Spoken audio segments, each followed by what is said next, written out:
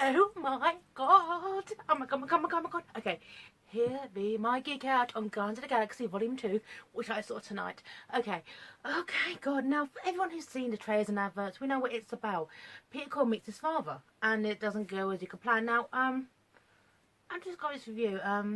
First of all, I'm not going to spoil the climax, okay? Moderate spoilers. I'm not going to spoil the climax, but I am going to talk in depth about a few characters, because this is a very interesting film within the Guardians canon, because it's not as fast paced as the first Guardians of the Galaxy. The first Guardians of the Galaxy was very, Xander, Thanos, Nowhere, the Elector, the Ravager ship, dun dun dun dun. It never really, the kiln.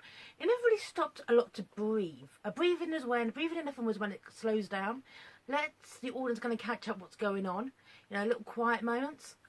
That it never really stopped properly. Okay, this kind of really takes place in like a certain location. Okay, or several certain locations, but it's not as big if you will as the original Guardians of the Galaxy. And one thing this film does is the first film was about setting up these characters, but this one was about exploring who they are. Now, characters like Drax I think he got the character development that he needed from the first film. Okay, he had to like soothe his troubled soul. So this kind of focuses on Rocket a little bit more, Pete a lot more, Gamora, Baby Groot. And also there's a very interesting dynamic regarding Groot and Rocket, because in the original film, Rocket was kind of like, Groot protected Rocket, but now it's the other way around. And Groot is where he's the baby, everyone protects him. So everyone really, really kind of keeps it who they are, but they're looking out for him. And other characters get some fantastic character development, and this is where, spoiler territory, Yondu and Craiglin, played by Michael Rooker, who's my Geek Lord and Master, and Sean Gunn. Now, secondly, I do think that maybe James Gunn, who directed this film, read my blog post, because what I thought about Guardians of the Galaxy and Yondu's relationship with Peter was, hey, I was right. Okay. So essentially it comes down to this. Yondu, after his betrayal in the original Guardians of the Galaxy, his kind of helping out Peter, he's kind of been exiled from the Ravagers. Everyone's out to get him, but not for the reasons that you do. It's kind of interesting how, within the Guardians of the Galaxy, the whole idea was there's these good guys within the bad guys, kind of thing, okay? Yet the Ravagers also have their own code of honour, and Yondu, we find out, has bloody really, really screwed it up, and he was doing it for a while. Now, this does kind of tie in with Ego, but essentially Yondu at the time was young. Hey, Ego is a living planet, he's freaking immortal, okay? Yondu was young, trying to prove himself, and he screwed up. Peter was his redemption, okay? Yeah, moderate spoilers, by the way. Peter was his redemption, which was the reason that he kept him. And it's interesting to see how Peter Yondu's dynamic has changed to, yes, they are more equal, but they're still bicker as they kind of do in the original film. And they are the ultimate father and son. Hey, I was right on that. Okay, now starting off this film, we have essentially these characters called the Sovereigns, the ones that are all gold. With the character called Ayasha or Aisha, whatever bloody name is. Oh, she's played by, so I got her cast list up. She's more of a theatre actress, and she's in a couple of films I haven't even seen. Here you are.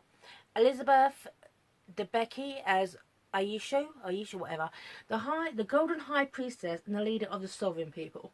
Oh yes. Now the things about the Guardians of the Galaxy is that they are outlaws, okay? They are the kind of people that everyone overlooks. Now it's kind of, okay, essentially they save Xandar, they are the heroes. They were sent to kind of protect these people from that tentacle squid hentai-ish kind of monster you see in the opening act, which is so funny because it doesn't focus on the actual action, it focuses on Groot now. Okay, fine, okay. But, she's kind of like, thank you for saving us. We don't normally get involved with people of your kind because we are bred from, birth in like chambers and hatched and like in Krypton, okay, in that Superman film, okay? Man of Steel, that's the one. So it's like that, it's like, yes, thank you for saving us, but we're going to look down our nose at you, even though you saved our lives from a goddamn tentacle monster. So you just think, bitch. She's the kind of person, okay, who just kind of sends her holographic things coming out. It was holographic, like, ships out to get them, pilot by hologram, which is kind of like an arcade, because they're too up themselves to go and do it themselves. You know, it's kind of like that. You know, she's all dressed in gold. She can just go fuck herself. However, keep waiting till the end of the credits because you see more of her. Okay, just all that's Geek stay to the end of the credits anyway for a Marvel film because it says so much, and the end of the credits sequences are fantastic. It's hints to what's going on in the future and just a nice moments between the characters. Essentially, that leads to Peter meeting his father, the Milano crashing. Peter meeting his father, Ego the Living Planet, takes him back to his planet, and it all kind of goes on from there. Now, Peter has this kind of like, he's angry at Ego, justified, but because what the hell was Ego all his life? But when you find out what Ego's about, you think you're just a... And the thing is, us, the audience, well, I don't mean because it's me, because I'm a Yondu fangirl, but I was like, Peter's his father, sorry, Yondu is Peter's father, that's it, end of. Raise him since he was 8, and that's it. So, I from the moment you meet him, he's just too nice, you know what I'm saying? He's just too nice. So when his big betrayal comes in, it's not really a surprise, if you will, because it's there on the cards, because he's Ego the Living Planet, the name's there, you know. So, now, originally I do a blog post. I'm going to put links to my blog under all this. I had this theory that Peter Quill's father was Loki. Obviously, I was wrong on that, but, you know, it was a good theory. At the time, no one knew. I wrote that blog post 2 years ago, after all. But it's Ego the Living Planet. Now, Kurt Russell, he's having fun. I mean, Kurt Russell's having a lot of fun in this film. So, he's a very good comedian. I mean, I enjoyed him as the dad in Sky High. I love him in Overboard. So, he is having a lot of fun in this film. And the thing is, he has a kind of, it's very much like Peter as well. It's kind of like Peter's cockiness, but it's just a bit more twisted. So you can look at it and see if Peter would have been taken, what would have happened. And Ego is basically the worst person in the entire universe, and Peter is actually not an only child. Well, not at the time. Long story, watch the film. Okay, that's all I'm going to say about that. Now, obviously, there's cameos as well. One of them, obviously, Sylvester Stallone as Starhawk, who is a Ravager who basically kicks Yondu to the curb.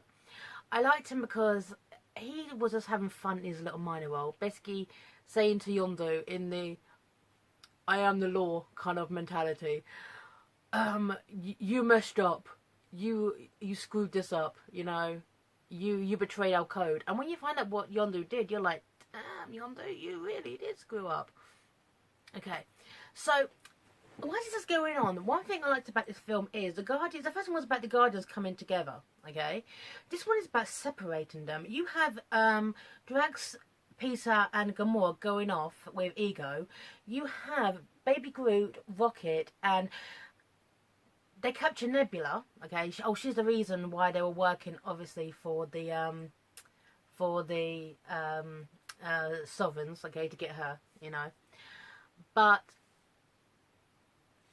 at the time, there's some really good character development going on whilst they're separated. It's kind of hard to understand, but it kind of like gives characters a moment to kind of walk away from each other to clear their heads.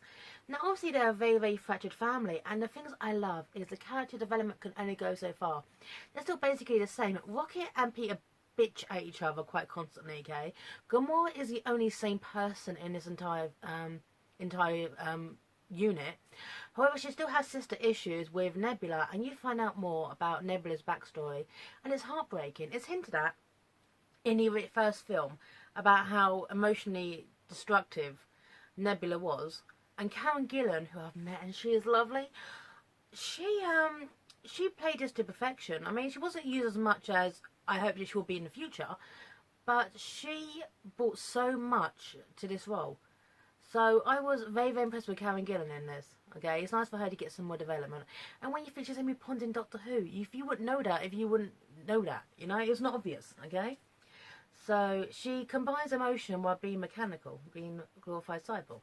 So now now this is going to spoiler territory here. Okay, so essentially this is the moment where the characters that we've met in the first film get their development.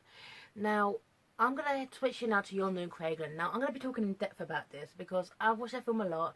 And the relationship between Yondu, Kraglin and Peter kind of interested me quite a bit. Because from Yondu's motivations in the first film, it was so obvious that he cared for Peter. When he said, I'm going to eat you, boy, okay, I'll stop them from eating you. He turns around this one and goes, I was never being serious, I was just joking, you know. He makes it clear that he kept Peter because he bloody did care about him and wanted to kind of sort his own shit out. And Pete was a scrawny 8-year-old kid, and Yondu had kind of had enough of all this. And in the first film, there's little things that Yondu does which kind of proves that he is looking out for Peter. He says, put a bounty on Peter, I want him alive. Oh, alive, fine, okay. Heads to the kiln to rescue Peter, okay. Goes down on nowhere to find Peter. And also, when Peter is kind of brought back in by the Ravagers, Yondu acts like a pissed off parent. And when he says, I've had enough, I'm going to shoot him with his yakka arrow, he turns away. Why wouldn't he be looking? Because at the time he's trying to save face with his crew, okay? And he wants desperately for Peter to kind of, come on, be the Ravager I will raise you to be, and say something. And I remember when Peter does, he's kind of like, welcome back, boy! You know? So, yeah. And the whole thing with the troll doll, Yondu knew he was being screwed, which did not impress the other Ravagers. But he proved that he absolutely cared about Pete in his own dysfunctional way. Second film, that's still there. Now, a lot of the other Ravager crew, okay, who were also seeing the first some good continuity, they were pissed off about this. And after the thing with Starhawk and Kraglin, I will give, sorry, I have a bad leg. I will give Sean Gunn as Kraglin some respect here, okay? Because he is obviously the second mate of the Ravagers. He has known Yondu for a very, very long time. Played by Sean Gunn, who doesn't age. Just watch Gilmore Girls. I recently just finished watching that. He doesn't age at all, and I love him as Kirk in Gilmore Girls. Okay, he is a fantastic comedy actor, and he really kind of comes into his own in this film. He gets some great development. He gets some good lines. He can sort shit out. He and Yondu, they are just dun dun dun dun dun. I mean, even though they are Ravager and First Mate, you first get to see how they work together as crew. You know. The first one was kind of hinted at. This film shows how the Ravagers work, and you get to see more of the Elector as well, which you really didn't in the first film. So it was nice to see the Elector. That's the Ravager ship. So anyway, so characters are coming more into their own here, and it's just this kind of concept decay of fatherhood when Peter's been looking his entire life, wondering about his father. Well, he was there in front of you all the time. Michael Rooker as Yondu. Now, I am a Rooker fangirl. Blog post under here, okay? I will kill to meet him. I have seen him in many bad films, but he's never once done a bad performance. That's what I love about him. Good films to see him in are Henry Portrait of a Serial Killer, Sliver, The Walking Dead, which I watched until he wasn't in it anymore. And then I found out why. Little gig called Guardians of the Galaxy. And also an episode called Psych. It's a TV show about a fake psychic called Sean Takes a Shot in the Dark. I love that TV show, but my favourite episode has him in it. It's just a weird coincidence, okay? So, yeah, I'm a Rooker fangirl, and Michael Rooker in this film was superb.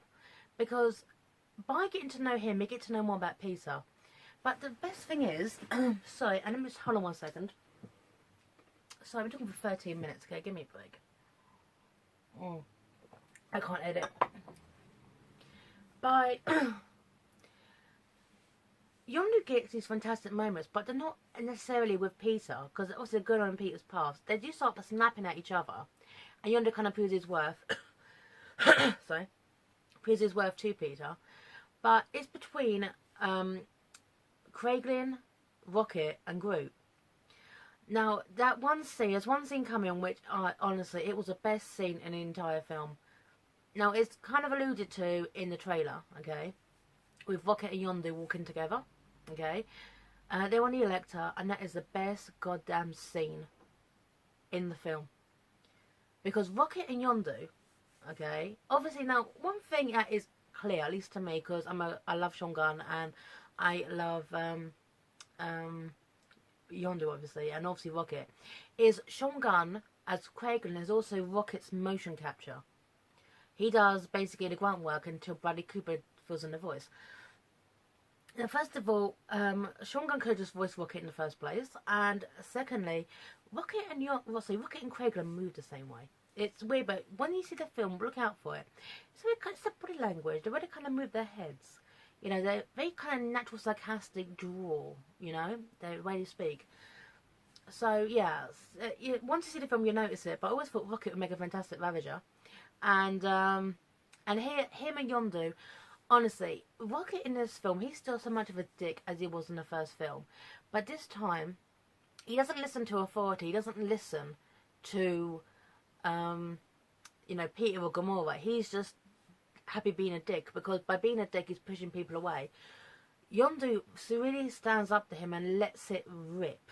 It lets it fly. And that is one of the most emotional scenes, okay? Because these two people are the same. Rocket and Yondu are the same, you know. They act the same way for the same reason, and it's beautiful, okay?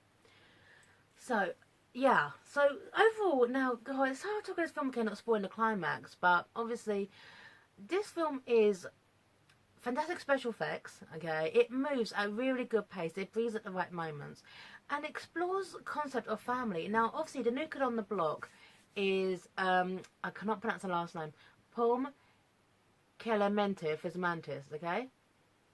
Now, the moment you meet her, you know something's wrong with Ego, because she says, he raised me in isolation and I don't understand people. Basically, I'm his slave, okay? The concept of slavery runs quite harsh in Guardians of the Galaxy. I did notice that. Because slavery is kind of against the Ravager's concept. Rocket was kind of raised to be a slave, if you will. So, and Gamora, well, she was pretty much a slave to Thanos. So, slavery is like the big no-no in Guardians of the Galaxy. And then you meet someone who is a slave, and she's also a slave to the main character's father. You know something is sus with that. So, now, I liked her. Now, she was a bit of a breath of fresh air. She was like the little magical Genki girl. But, obviously, okay, she's projecting. She is twisted inside. You know, she's actually quite a tragic character. But she's given this appearance of, please like me, yay. And the whole thing of her power, she's showing off, you know. I'm an empath, I can put people to sleep, I can feel emotions. But at the same time, okay, she wants people to like her. So, I don't think we've really got to meet the real Mantis yet. I think now that, no, obviously, she's going to have to kind of go into her personality here, okay? Evolve a little bit more. Now, sorry, hold on, one more time. Now, this is the ultimate spoiler.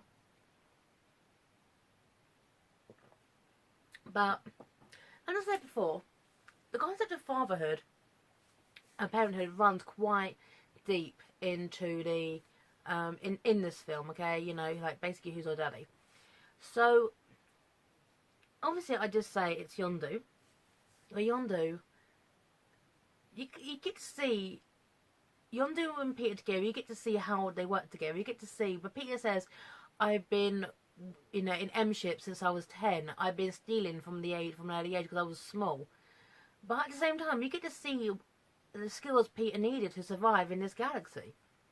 And obviously, Yondu didn't turn him over because he felt a twinge of affection. And there's one scene, okay, just one bloody scene, but I want them to build on this because I've been saying for years, since the film came out, I want a Ravager spin-off. I want a Ravager prequel. I want a TV series based on the Ravagers. Just covering Peter's teenage years, you know? Like one season, like, covers 2 years or some stupid like that. I don't know. Okay, listen, if Agents of S.H.I.E.L.D. can have like 4 seasons, I think, so I'm not even up to season 3 yet, okay? If they can have all these seasons, why can't a Ravagers prequel? Call it the Elector, call it the Ravagers. It's a great concept because it explores the world of Guardians of the Galaxy and explores Peter's relationship with Yondu. Please. That one scene though, okay, or basically it's Yondu and Peter in like a forest and he's teaching them how to shoot. But that says everything because you see the look of pride on Yondu's face. That's fatherhood, just there. So, spoiler here, okay, I'm spoiling Yondu. Now, I knew this would happen because my original trailer review, I turned around and said that I thought that Kragan would be killed and Yondu would join the Guardians. And then I saw the cast list for Infinity Wars and saw Kragan was there and Yondu wasn't. Meaning that there was a chance that Yondu wouldn't make it. And he doesn't. Sorry to say this, but Yondu is killed off. But at the same time, you get to see that he sacrifices his life to save Quill. He acts as a father would. And above all, with Yondu, he is told by Starhawk at the beginning, you won't know of any Ravager honour, and he gets that. So, and it's a very, very tender, beautiful scene, you know. And it leads to something else, because I read this article, okay, I might try to find a link to it, regarding Kraglin being in Guardians, sorry, Infinity War. But they're basically saying, would Kraglin be with Thanos, or would he be with the Guardians? He's with the Guardians, okay? Kraglin joins the Guardians in lieu of Yondu. And I like that. I like the fact, okay, that this dysfunction junction family coming together. I just kind of lost a father figure, but they've got Kraglin, who is bloody... Oh, honestly. With this, you get to see how Yondu and Kraglin must have worked together as Ravagers. It's brilliant. That's just the way. All Yondu has to say, okay, is one line, and Kraglin's like, da da da da da, he's got it. And Sean Gunn was fantastic. Honestly, I mean, Sean Gunn is he's a gay stealer. You're watching the action, but you're kind of watching him, seeing what he's doing. He reacts quite well to what's going on around him. So, and he gets some great comical moments. So yeah, fangirl for Michael Rooker and Sean Gunn. Okay, I can't help that. So one thing about this film, it is visually very stylish. The music, because I didn't look at the album list for the film, it ties in quite well. I think it lacks the kind of punch as the first film, because the first film was a surprise hit, so it lacks the punch. I think they're trying a little bit too hard in places when it comes to the music, but it was fun. They kind of, you know, lean on the fourth wall a little bit with mentioning about, you know, we go into a battle scene and we need some music, so that was quite cute. And there's a scene on the Electra with Rocket when he's basically like, have you got any of Peter's tunes? Because going to that scene when he used some tunes. That kind of lean on the fourth wall slightly, okay? Which I thought was pretty cool. So, yes, now first of all, this is my YouTube channel, okay? I'm biased. I am biased. I'm honest about it though. I was always gonna love this film, okay? Because it stars some of my favourite actors, and it is well paced, well directed. And one thing I like about this film is there's a lot going on, but the central roots is about love and family, and it's so goddamn fun. So here you go. So anyway, so yeah, that is my opinion on the Guardians of the Galaxy Volume 2, directed by James Gunn, starring, everyone knows who's in it. So anyway, true believers. Oh God, sorry. That reminds me. Oh, sorry. Okay. Spoiler here. Stanley cameo. Now I didn't know twig to this, but imagine this. Spoiler. Imagine this. For all these films in the universes, okay, Stanley has been there. Daredevil, X-Men, Spider-Man, Guardians obviously #1, the Fantastic Fours. Oh, apart from the Fantastic, it wasn't in that. That's why it doesn't exist. It's intentional. Stanley's an elemental. Who would have thunk? That's genius. End of the day, Stanley's in it. It's God's blessing. So Stanley is an elemental. He's meant to be there. There you go. So anyway, some good cameos. Good fun film. And take care, true believers. I'm signing off. Mwah. Bye now. Just stay to the end of the credits. You will anyway. Farewell, Geek Nation. Bye now.